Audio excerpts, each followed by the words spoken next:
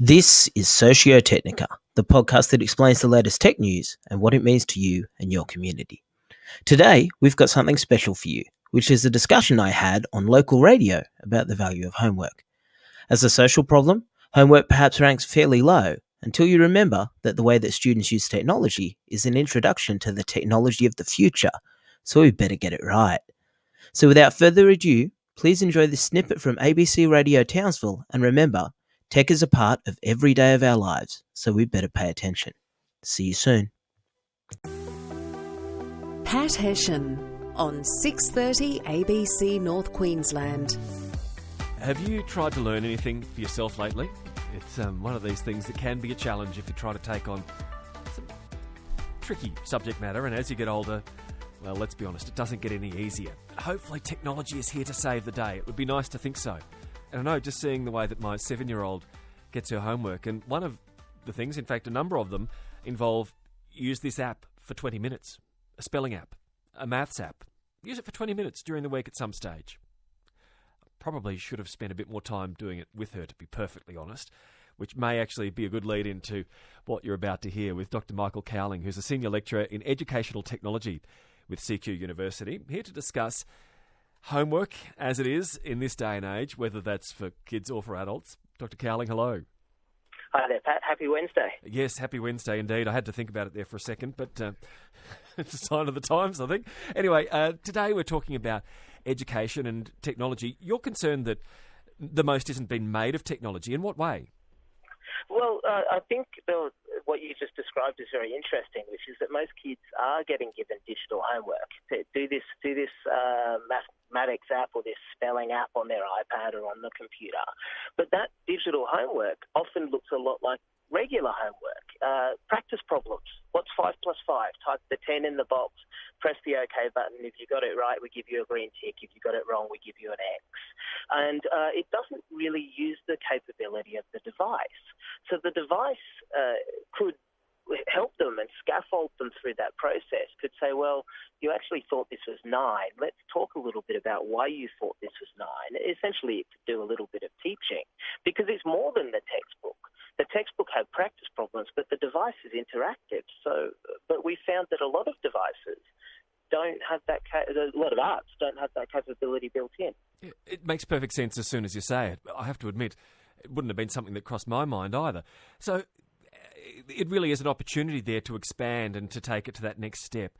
I'm wondering if maybe, people like me, the parents, could also be a bit more hands-on to fill that role, so you're doing it together rather than go to your room and do that for 20 minutes while I take 5 for myself. Yeah, I think that's definitely true. And look, but I think the interesting thing, of course, is that the parents aren't the teachers. And so you probably know as well as I do that when your kid comes to you with a long division problem and he tells you that they asked him to do it using the bubble method, you go, what the heck is the bubble method? I haven't had that one yet. That's it. So you don't know as well as the teacher does. And so I still think there's value in the app, teaching the kid and walking the kid through the bubble method. And as you said, even if you're sitting next to him and you can help scaffold that learning and help read some of the instructions, you can certainly do more than just say, using the bubble method, do this mathematical calculation and then tell them whether it's right or wrong. Yeah, and I've had that trouble myself, actually, because trying to explain some maths, but doing it at the appropriate level has been the tricky part for me. I know how to do it, obviously, at a higher level than someone in Year 2 does, thankfully. But yeah, explaining that at a Year 2 level that they can understand is, for me, quite a challenge.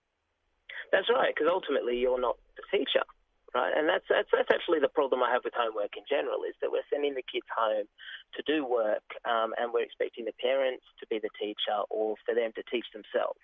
And I think the best teaching environment for the kids is with the teacher. Okay, so how many opportunities are there for further expansion, I guess, of these apps for the people who really are able to nail it with the capability that the devices have? Well, I think the problem we have is that there's a disconnect between the educators and the technologists. So often when you get an app, it's an app that was developed by a technologist who went, I could do this with an iPad. And he thinks of it and he develops the app, but he doesn't consult the educator. Or alternatively, you've got the educator who has great ideas about how to teach the kids but has no idea how to write the app. And so we need a way to connect those two people together, and to start with the pedagogy and say, what is it that we want to do? How do we want to make this learning more effective?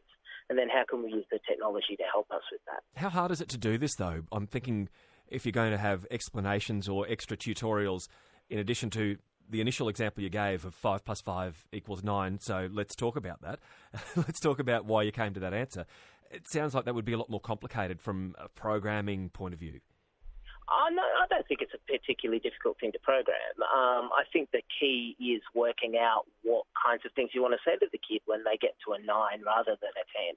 Why did you get to a 9 rather than a 10? How can I help you understand the type of error that you made and the reason you made this error, so that I can make sure that you get to 5 + 5 = 10 in the future?